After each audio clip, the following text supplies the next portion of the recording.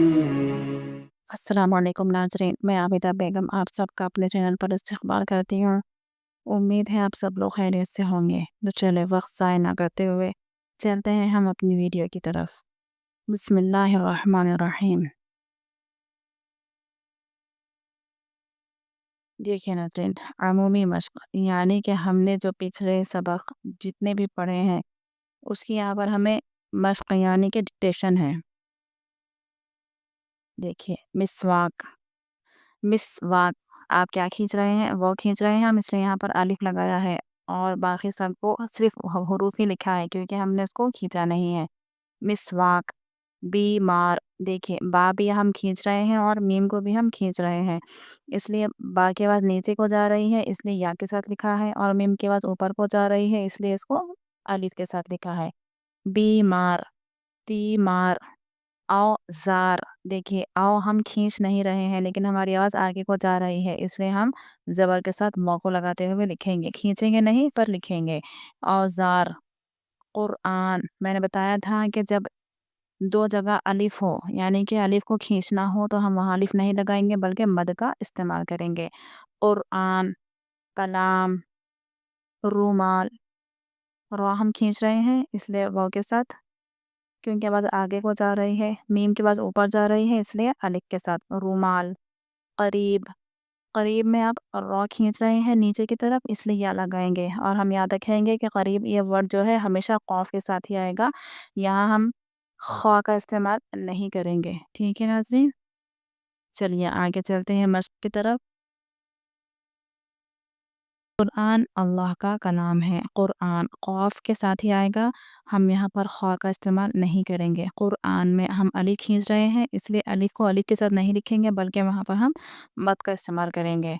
अल्लाह ये वर्ड ऐसे ही आएगा, लफ्ज़ अल्लाह जो है हमेशा हमको ऐसे ही लिखने को मिलेगा। इसके अलग-अलग डिज़ाइन होते हैं पर अलग ये एक वर्ड अलग ही है जो ऐसे लिखा जाता है। क़ुरआन अल्लाह का कलाम है। कलाम में हम लाम खींच रहे हैं, आवाज़ ऊपर की तरफ जा रही है इसलिए इसको लिखा है हमने अलिफ के साथ। क़ुरआन अल्लाह का कलाम है। बाज़ार से औज़ार ले आओ। औज़ार यानी कि टूल्स वग़ैरह जो होते हैं वो।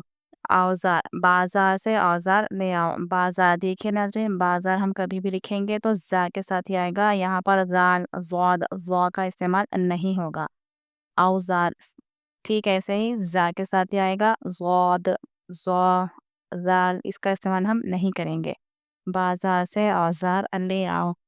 मैं जहाँ भी टिक लगाकर आपको बताऊँ उसको आप अच्छे से याद कीजिए, एक 5-10 मरतबा लिख लीजिए, रट लीजिए अच्छे से कि इसका इस्तेमाल इन्हीं हरूफ के साथ होगा, दूसरे हरूफ के साथ नहीं होगा। बाज़ार से औज़ार ले आओ। ले आप आवाज़ आगे को कर रहे हैं, खींच रहे नहीं हैं ज़्यादा इसलिए हम इसको लिखेंगे या लंबी वाली या के साथ और मैंने आपको बताया था कि जब या आखिर में इस्तेमाल होगा, चाहे छोटी या हो या बड़ी वाली या हो, हम उसको पूरा लिखेंगे। रुमाल से हाथ साफ़ करो। रुमाल से हाथ सौफ़, ये सौफ़ हमेशा स्वाद के साथ ही आएगा। हाथ में हाय मखलूक का इस्तेमाल है क्योंकि हम आखिर में हाँ पढ़ रहे हैं। यहाँ पर हम छोटी हाँ का इस्तेमाल नहीं करेंगे, हमेशा हाथ ऐसे ही हाय मखलूक यानी दो चश्मे हाय के साथ ही आएगा। तदबीर से काम करो। तदबीर से काम करो। मिसवाक करने से दांत साफ रहते हैं। मिसवाक करने से दांत साफ रहते हैं। जब हम आवाज़ को आगे करेंगे या और वाव के साथ तो हम उसको थोड़ा ही खींचेंगे, ज़्यादा नहीं खींचेंगे। रहते हैं, जब हैं देखिए हाँ की आवाज़ जब नाक में जा रही हो तो वहाँ हम नून गुन्ना का इस्तेमाल करेंगे। बीमा की खिदमत करना सवाब का काम है। बीमा की खिदमत हमेशा ख़ा से ही आएगा और सवाब हमेशा सा से ही आएगा। खालिद का घर मस्जिद के करीब है। खालिद भी ख़ा के साथ ही आएगा, मैंने आपको पिछले सबक में भी इसको बताया है। मस्जिद भी सीन के साथ ही आएगा, यहाँ पर स्वाद सा का इस्तेमाल नहीं होगा नाज़रीन। तो चलें चलते हैं अपने आगे और एक मज़मून की तरफ। देखिए वाव मादूला यानी कि साइलेंट वर्ड, वाव लिखने में इस्तेमाल होगा पर पढ़ने में इसकी आवाज़ नहीं आएगी। देखिए खुराक, ख्वाहिश, ख्वाब, ख्वाजा, खुद, خوش، خوراک میں ہم خواہ جلدی پڑھ رہے ہیں، یہاں پر واو کی ضرورت نہیں تھی لیکن یہ واو سائلنٹ ہے، ہم کو اس کو لکھنا ہوگا. خوراک.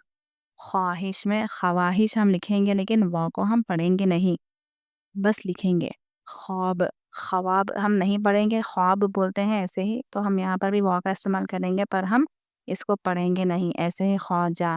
خود، جلدی پڑھ رہے ہیں، خواہ اور دال لکھ دیں گے تو بھی خود ہو جائے گا لیکن یہاں پر واو کا استعمال ہوتا ہے. خوش. دیکھیے خواہ اور شین ہم ملا کر لکھ دیں گے تو ہو جائے گا خوش، ہے نا، کیونکہ ہم جلدی پڑھ رہے ہیں، کھینچ رہے نہیں ہیں. لیکن تھوڑے ورڈز ہوتے ہیں جہاں پر واو کا استعمال ہوتا ہے لیکن پڑھنے میں نہیں آتا. ٹھیک ایسے جیسے ہم انگلش میں پڑھتے ہیں نائف، چاقو چھری وغیرہ جو ہوتے ہیں ہم کہتے ہیں نائف لیکن وہ لکھا جاتا ہے کے ساتھ. ایسے ہی اور بھی ورڈز آتے ہیں جیسے ہوتا ہے کچن، کچن ہم لکھتے ہیں درمیان میں ٹی، کٹ چین جیسا لیکن ہم پڑھتے ہیں کچن، ہم اس کو سائلنٹ کرتے ہیں نا. ایسے ہی یہ بھی ایک مشق ہے واو معدولہ، یعنی کہ واو کو سائلنٹ کیا جاتا ہے تھوڑے حروف کے اندر. دیکھیے خالد نے آج ایک اچھا خواب دیکھا. ٹھیک ہے ناظرین، یہ خواب ہمیشہ خواہ کے ساتھ ہی آئے گا، خواف کے ساتھ نہیں آئے گا.